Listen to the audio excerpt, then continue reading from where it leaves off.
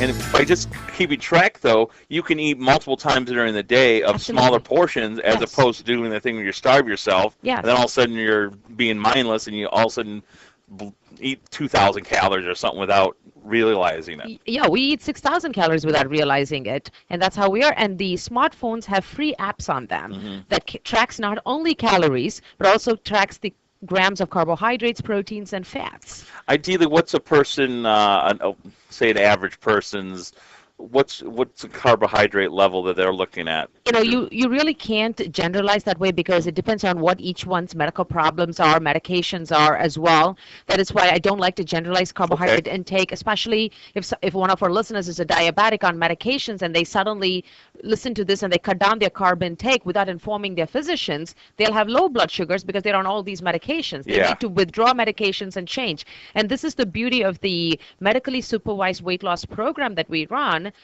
in stark contrast to the commercial weight loss programs, which are also good. The difference is that a diabetic comes to us or a pre-diabetic comes to us on these medications. We're able to teach them why are they on their medications. It is because of the X amount of carbohydrates and calories that they're consuming. So when we are able to teach them to cut down that and portion size and meal plan for them, we cut down their medications simultaneously. So one complements the other because remember, all of the medications that we as physicians prescribe, we ourselves, our physician community would accept this, cause us weight gain. So whatever effort the patients are trying to make will not be successful. So it is unfair to sit as a physician and me telling my patient, go and lose weight without supporting them in these ways. That is why we've been very honored to be able to provide a program like this in this community. You know, and a lot of times in the past, I think it's interesting to see as more information has become available to people, and it seems to also in our society as it's more accepted to talk about some of these effects where it's not embarrassing to have, you know, diabetes. You know, you don't have to be embarrassed by it, which I don't know if it's a good thing or a bad thing because maybe a lot more people have diabetes than they had ever in the past. Obviously, with more population growing, there's numbers, but it just seems it's more on television, a lot more about the medication, whether it's the pens and stuff like that. They're always showing it. Right, but I'm saddened by the fact that the same media that is giving so much of focus on side effects of medications and actually wrong information about these medications are really not helping us change the community. If our teenagers are becoming type 2 diabetics, type 2 diabetes used to be called the adult onset diabetes. I don't think that word means anything anymore. We have people in the second decade of life developing type 2 diabetes mellitus, and that is a sad situation. That's amazing. The teenagers are picking it up. You're right, because when I was a kid, it was called adult onset diabetes, and it was one of those things where it was always that's the controllable diabetes, where you can almost, if you change your lifestyle, in some patients it becomes non-existent. Absolutely, and I always tell my patients this is not for you alone. If it is a grandmother or a mother, I tell them this is for your family. If you can give your child one thing in this life, you give them good health. So that becomes so important for us to understand, to learn, make the changes ourselves, and then help our families to change. And in this economy, everybody thinks that a $1 menu may become the best way to live our lives. Absolutely not. That $1 menu is going to cause a heart attack, going to cause a cancer, going to cause diabetes, which is a lot more expensive, and our children cannot handle it. And it's just a simple thing of removing the bun. We can help because there's a lot of carbohydrates, especially in the white bread. Yes. The white flour, I guess, is where there's a lot of sugars through the carbohydrates as well. So there's just as simple things as those, correct? It's not just that. We don't know what is between the bun as well. Yeah. And there's a lot of processed food, lots of sodium, and some of the ethnicities, like our African American friends, have high sodium sensitivity, and the blood pressure shoots up with the intake of such foods. There's high fat content in these foods. There is so much of preservatives in these pre-cooked foods. What are they? Why are cancers increasing in our community? We need to think about it.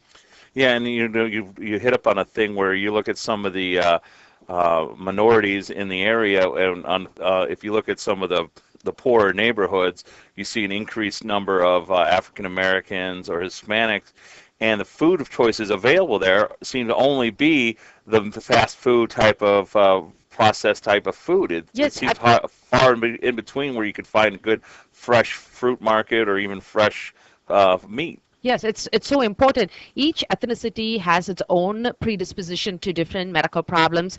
I was born Indian, and the diabetic capital in of the world is basically India and China. And most of us Americans who live here wouldn't even know that. I would never have thought that. I would have thought they would have been a lot healthier.